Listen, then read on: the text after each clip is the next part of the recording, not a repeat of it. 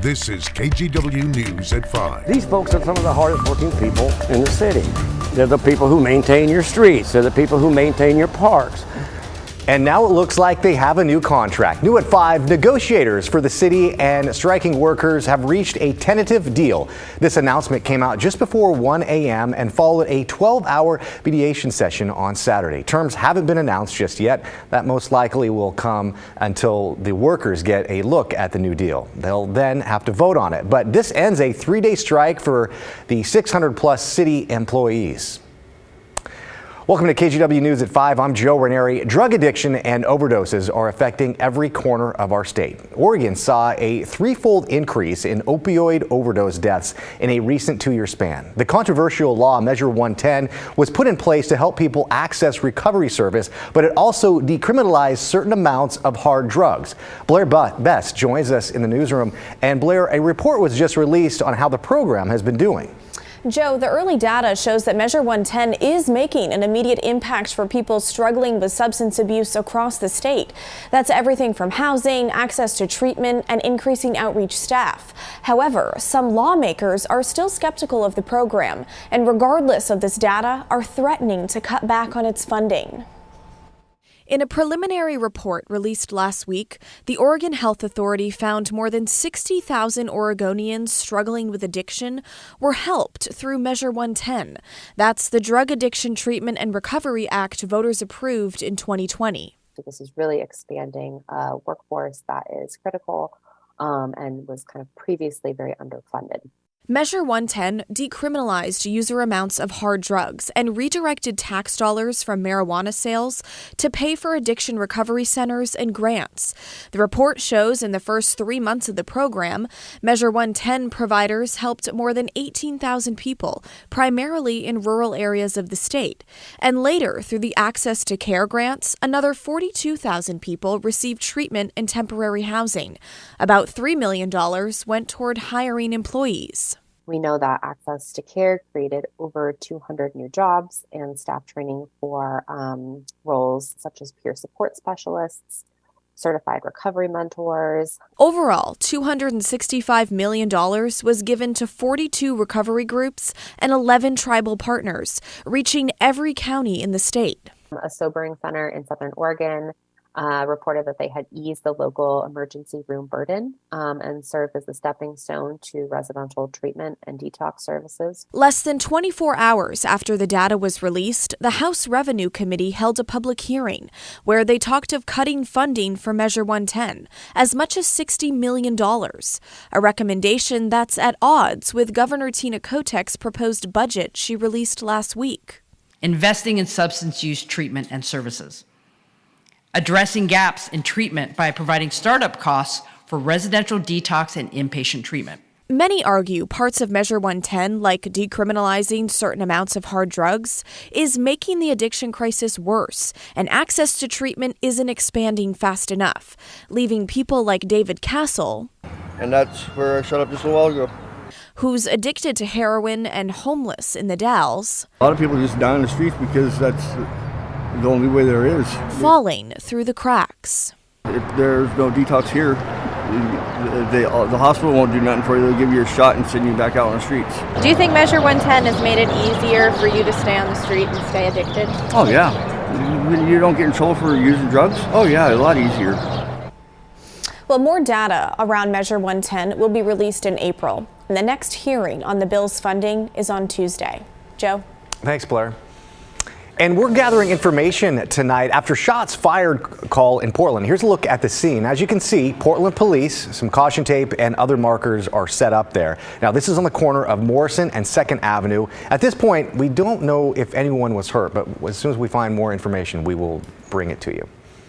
New tonight, the Yamhill County Sheriff's Office says it has solved the mystery after several reports of explosions and loud booming sounds. Authorities say the sounds can be heard in and near McMinnville and that the noise has been heard periodically over the last few months. Tonight, the deputies found out people were shooting explosive targets on Southwest Trestle View Lane, which is just south of McMinnville.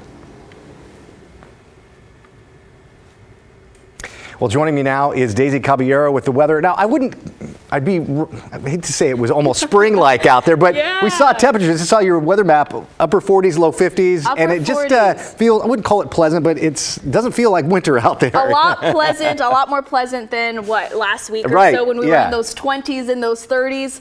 So yeah, I'm sure a lot of people are enjoying at least these conditions, even though it's a little rainy today, and we will continue to see more of those passing showers. Portland Metro has seen right around a little bit more than a quarter of an inch of rain, but the coast saw a lot more of it, and again, more is on the way, more lingering showers, but we are going to actually dry out as we're kicking off our work week for tomorrow. But Portland right now, 50 degrees. Winds are fairly calm, right around 9 miles an hour. Taking a look at our highs for today, check this out, guys. 51 degrees for Vancouver, Portland, Hillsborough, 50 down in McMinnville, and that was really the case across the board here. I think the warmest area is going to be over near the Dalles. They saw right around 55 degrees for today.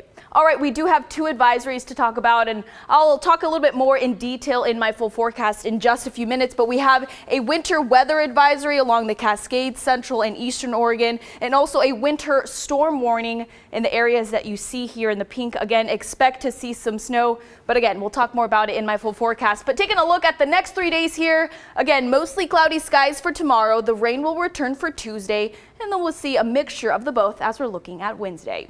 Thanks, Stacey. The first couple of days. We've opened our doors and our arms to women from across the country. Oregon Congresswoman Andrea Salinas joined other House Democrats to speak in support of abortion rights legislation yesterday. They reintroduced a bill called the Ensuring Women's Rights to Reproductive Freedom Act, which passed the House of Representatives in the last session but failed in the Senate. It aims to protect people's right to travel out of state for an abortion and also protect anyone who helps them from being prosecuted. Now, Representative Salinas from Oregon's new 6th District is a co-sponsor of the bill. So this means that it's just giving women the autonomy and the freedom to choose how and what they do when they get pregnant. And Oregon is welcoming, and I'm so proud of that. And I think women in Oregon are proud of that. The bill is largely symbolic since it's unlikely to pass in the House, where Republicans hold the majority.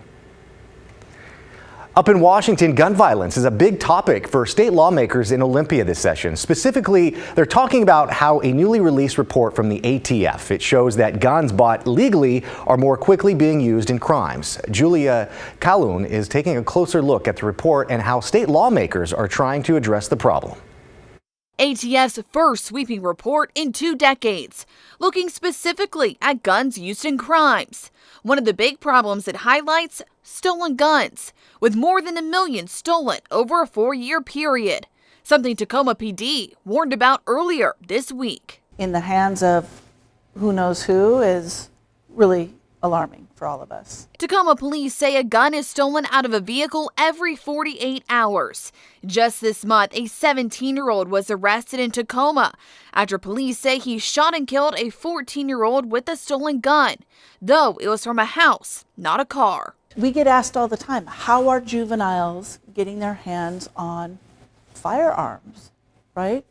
And unfortunately, some of those guns might be coming from these vehicle prowls. Another key point the report shows is a shorter time between when a gun is purchased legally and when it's recovered from a crime scene. Some even bought less than a year before showing up in a crime. ATF says that's an indicator of gun trafficking or straw purchase, where someone who can legally buy a gun purchases one and sells it to someone who can't legally own one. This ATF report and others show that there's still some gaps in the system, and we've got to address them to make sure that we're keeping guns out of the wrong hands. State Senator Marco Lias backing 2 pieces of legislation to tackle that. The first would create legal liability to hold firearm retailers and manufacturers accountable. Just like we did in the opioid space, if somebody knows that a lot of the products they're selling are going to the wrong place, they have some responsibility to try and stop that. The second would require a permit to purchase a gun. Not waiting until after the fact to find out if someone fails a background check, but actually having to get a permit in advance of making that initial purchase. State lawmakers are also proposing a bill to ban assault weapons. It's supported by the state's Attorney General and Governor Inslee. We'll keep you updated as these measures move through the legislature.